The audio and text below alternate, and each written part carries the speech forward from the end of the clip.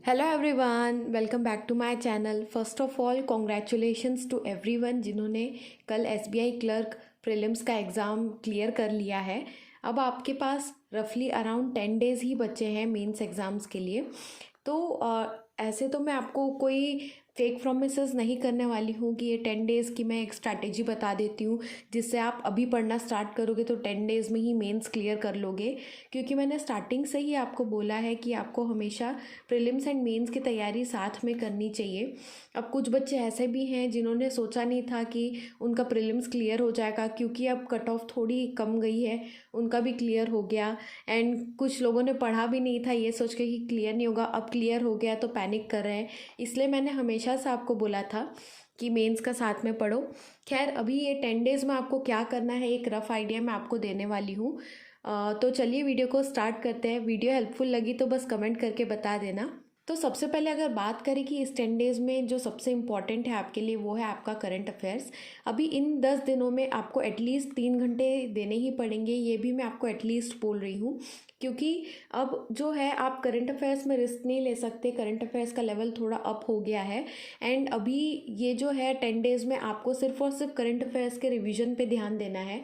अभी कुछ नया पढ़ना स्टार्ट मत करिए।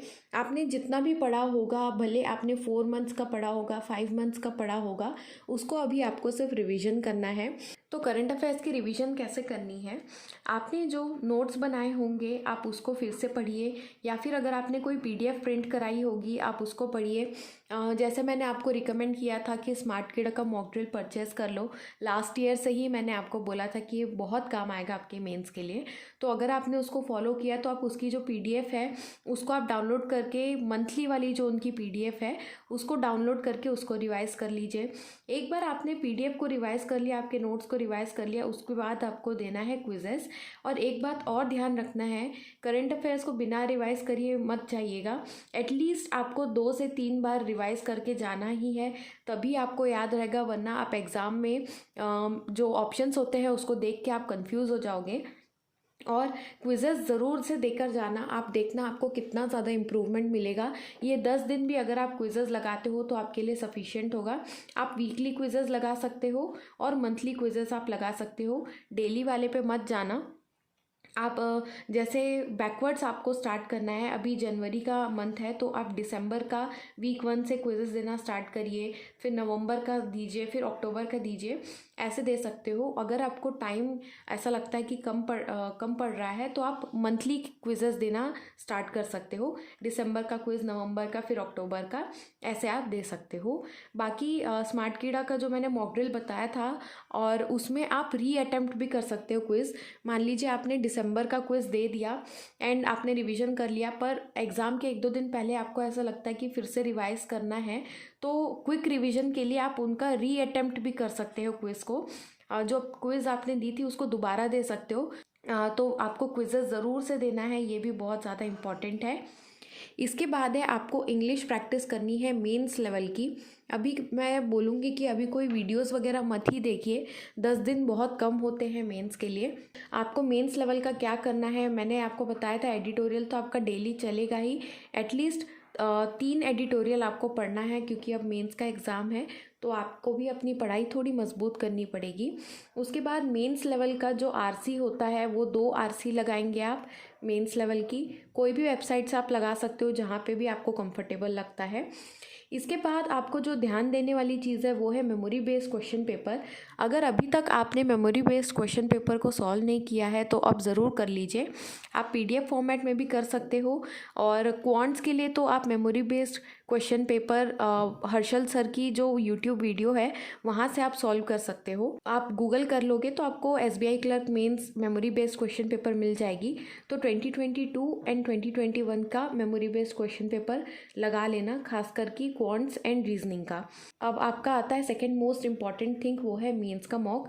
आपको कोशिश करना है एग्ज़ाम के पहले एटलीस्ट 5 मेंस के मॉक्स देने हैं, एंड वो भी आपको टाइमर के साथ देना है, सबमिट नहीं करना है। अगर 5 नहीं दे पाते हो तो कोशिश करो एटलीस्ट 4 मॉक्स देने के लिए। 10 डेज़ में आप 4 मॉक्स आराम से दे सकते हो। ऑल्टरनेट डेज पे आप दीजिए, कंटिन्यूस मत दीजिए कि जैसे आज भी आपने मॉक दिया, कल भी दिया, परसों, ऐसे मत करना। अगर आज मॉक दिया है तो फिर परसों देना, उसके बाद फिर एक दिन का गैप देना, ताकि ये जो बीच का गैप है उसमें आपको एनालिसिस करना है और जो भी मॉक्स के क्वेश्चंस आपने नहीं बनाए थे वो यहाँ पर आपको बनाने हैं। एंड जो भी आपका क्वेश्चंस छूट गया था उसको आपको सॉल्व करना है। तो मेंस का मॉक आप दोगे टाइमर के साथ।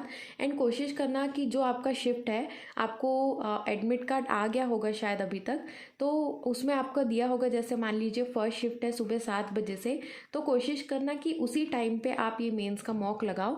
तो उससे क्या है कि 10 दिन बाद पेपर आते आते उस टाइम तक आपका माइंड रेडी हो जाता है कि हाँ इतने बजे मेरा पेपर है, आप मेंटली प्रिपेयर हो जाते हो। ये बहुत हेल्प करता है, ये छोटी चीज़ों पर बहुत इम्पैक्टफुल है। उसके बाद लास्ट चीज़ मैं आपको बोलूँगी, कुछ भी नया पढ़ना स्टार्ट मत करिए।